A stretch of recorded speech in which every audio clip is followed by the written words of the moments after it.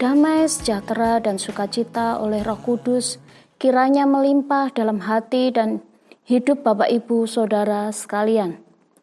Renungan pagi ini saya beri judul Pintu yang Sesak. Di dalam Lukas pasal 23 ayat 24, beginilah firman Tuhan.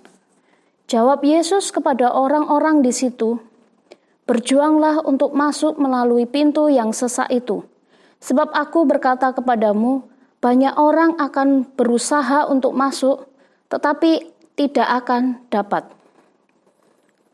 Kata berjuang di atas artinya menunjukkan usaha untuk merebut kemenangan. Di dalam Injil Markus, pasal yang kelima ayat 25 sampai 34, mencatat adanya usaha seorang perempuan yang sudah 12 tahun lamanya menderita pendarahan. Kemudian perempuan ini berusaha untuk mendekati Yesus di tengah orang banyak dan menjamah jubahnya.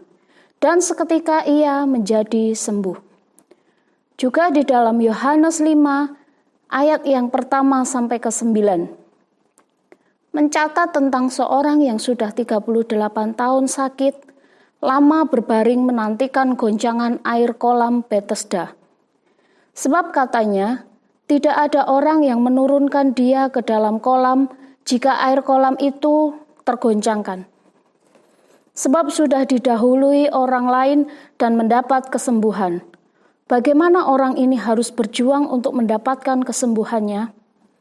Di dalam Yohanes 10 ayat yang ke-7 sampai 9 mengatakan bahwa Yesus adalah gembala sekaligus pintu menuju keselamatan.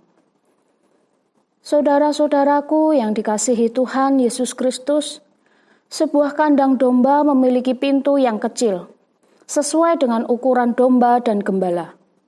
Sehingga jika gembala beristirahat di pintu itu, tidak ada yang dapat masuk dan keluar tanpa sepengetahuannya. Yesus adalah pintu menuju keselamatan dan hanya melalui Yesuslah keselamatan kita peroleh. Ada perjuangan dan usaha untuk melalui pintu itu.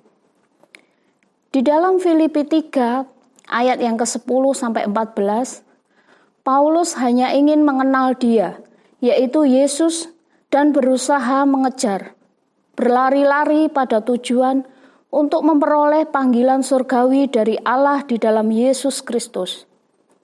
Paulus menasihatkan kepada kita supaya kerajinan kita jangan kendor, dan layanilah Tuhan dengan roh yang menyala-nyala.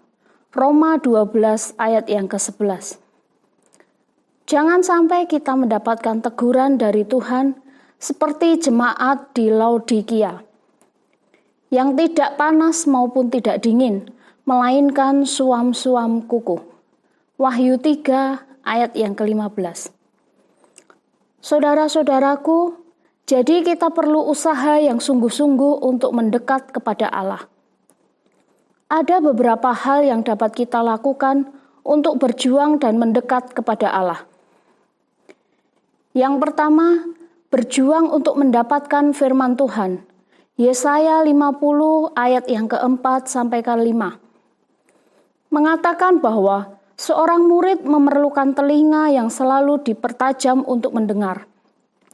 Kemudian memiliki lidah yang dapat memberi semangat baru kepada orang yang letih lesu. Kalau saudara baca Lukas pasal yang kedua, ayat yang ke-40 dan 52, bagaimana Yesus telah memberi teladan dalam pelayanannya. Dia menjadi kuat dalam roh dan semakin bertambah hikmatnya. Jadi berjuanglah untuk mendapatkan firman Allah. Yang kedua, tanggalkan semua beban dan dosa yang merintangi kita. Ibrani 12 ayat yang pertama. Yang ketiga, lepaskan segala kebanggaan dan kemuliaan manusiawi kita, sehingga Kristus saja yang dimuliakan di dalam hidup kita. Filipi pasal yang ketiga ayat 4 sampai 8.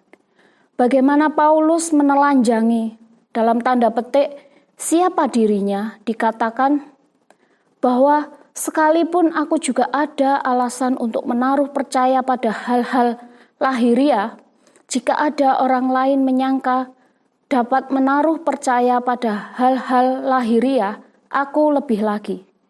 Disunat pada hari ke-8 dari bangsa Israel, dari suku Benyamin, orang Ibrani asli, tentang pendirian terhadap hukum Taurat, aku orang Farisi. Tentang kegiatan aku menganiaya jemaat, tentang kebenaran dalam mentaati hukum Taurat, aku tidak bercacat. Tetapi apa yang dahulu merupakan keuntungan bagiku, sekarang kuanggap rugi karena Kristus. Malahan segala sesuatu kuanggap rugi karena pengenalan akan Kristus, Yesus Tuhanku, lebih mulia daripada semuanya.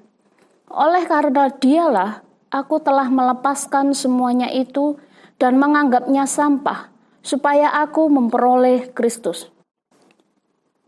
Saudara-saudaraku, keluarga Allah yang berbahagia dan yang diberkati, Paulus sekali lagi mengingatkan kepada kita semua untuk terus berjuang dan mencapai garis akhir, serta mempertahankan iman, supaya kita mendapatkan mahkota kebenaran yang dijanjikan oleh Tuhan Allah Bapa kita.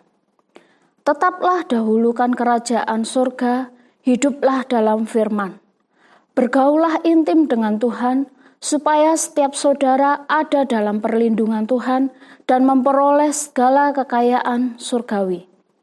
Hosea pasal yang ke-6 ayat yang ke-3a berkata, "Marilah kita mengenal dan berusaha sungguh-sungguh mengenal Tuhan." Amin. Tuhan Yesus memberkati. Mari kita berdoa.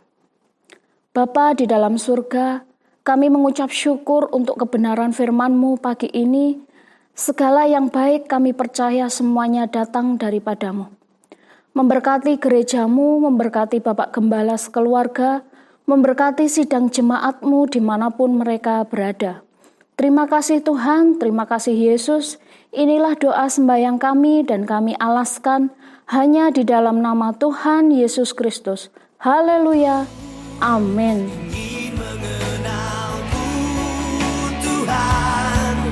Lebih dalam dari semua